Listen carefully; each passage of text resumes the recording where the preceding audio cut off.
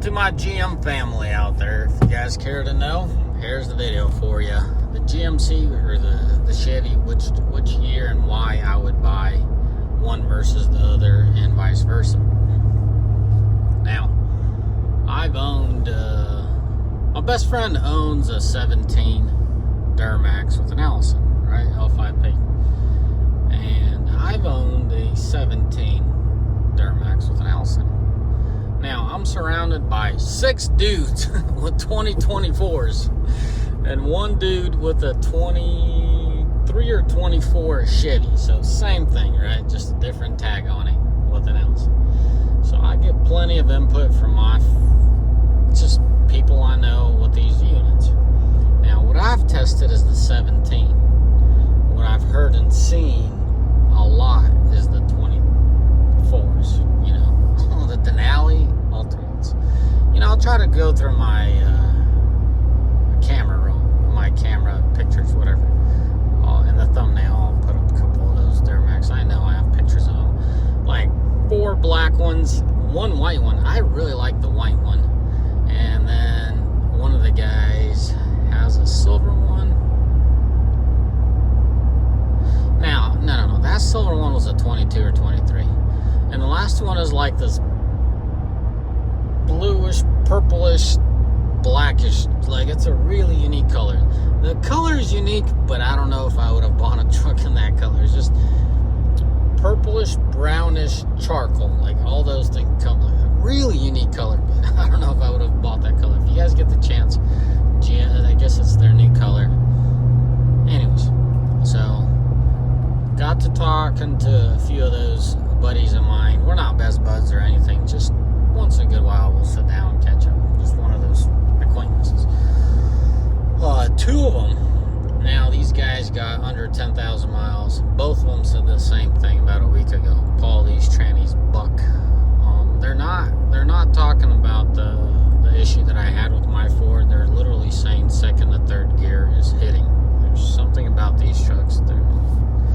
They're not the smoothest vehicles. Now, keep in mind, these guys came from Fords. These are die-hard Ford guys, but for the last several years, they've started purchasing GMCs, Denalis, and now that the Ultimate is such a wonderful truck, they all bought themselves Ultimates. They're good dudes, man. They're hardworking, good business-minded people. They actually, some of them are in trucking, some of them are in commercial real estate. Anyways, so these guys definitely have the right mindset. With that being said, they still utilize these pickups more for daily rigs, something that this TRX could do, right?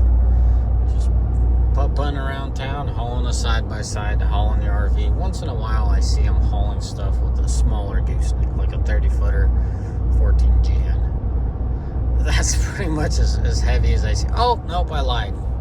Okay, I saw one of them hauling a 20-footer enclosed trailer, and then the guy that owns the Chevy 23, 24, he hauls an enclosed 20-footer as well, but rarely. He usually uses his Dodge to work and kind of his GMC to play.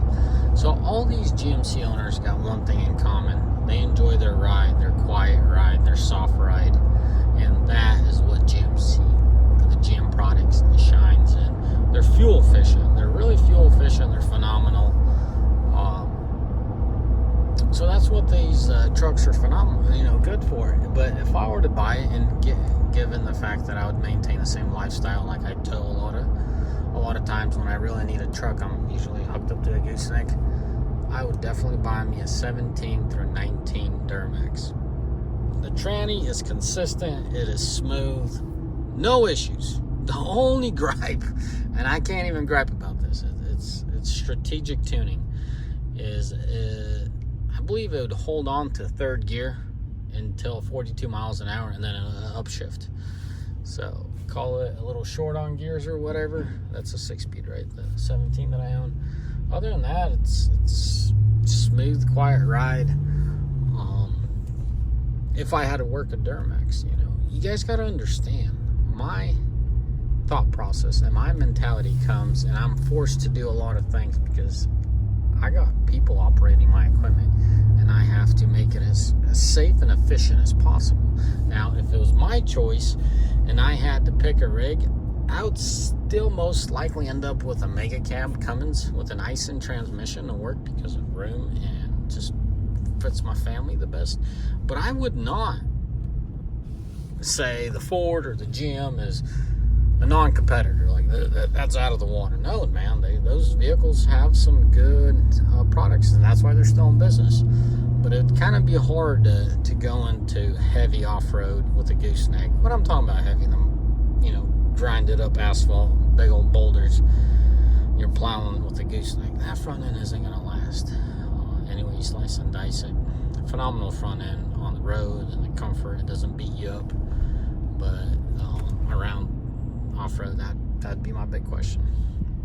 Now, Ford has its pluses and minuses. We had the opportunity to run a 17 Ford with the true and tried 6-speed. Let me fix this camera. The 6-speed transmission, no issues.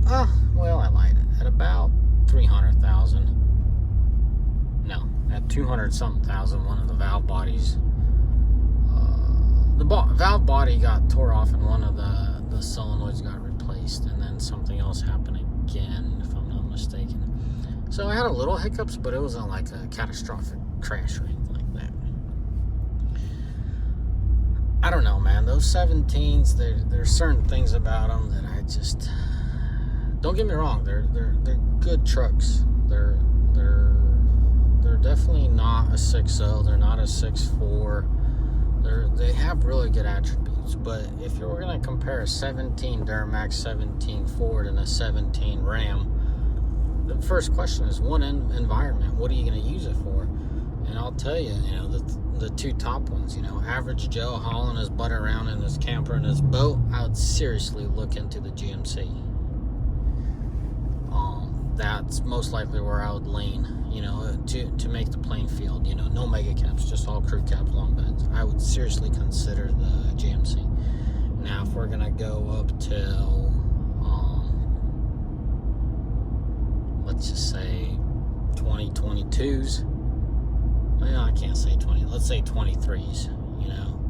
And I didn't have employees to deal with, I would not look at a Ram. I just wouldn't bother with the Ram. What's going on with the 22s and 23 Rams right now, that just don't even bother with them. I would seriously look into the Ford, the 23 Ford, the HO specifically.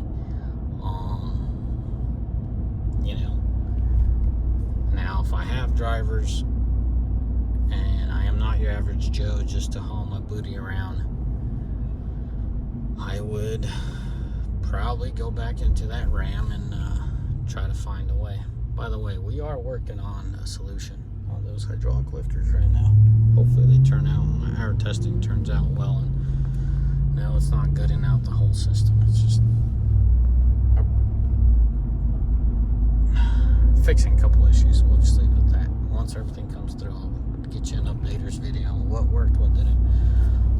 But yeah, just a lot of you guys get this biased opinion. Yeah, I have a lot of experience with Rams and Cummins Ison combo, but you got to realize that every truck has its purpose, and those GMs are a strong player. Anyways, as always, may the Lord bless you. May you all mighty fine day. Ciao.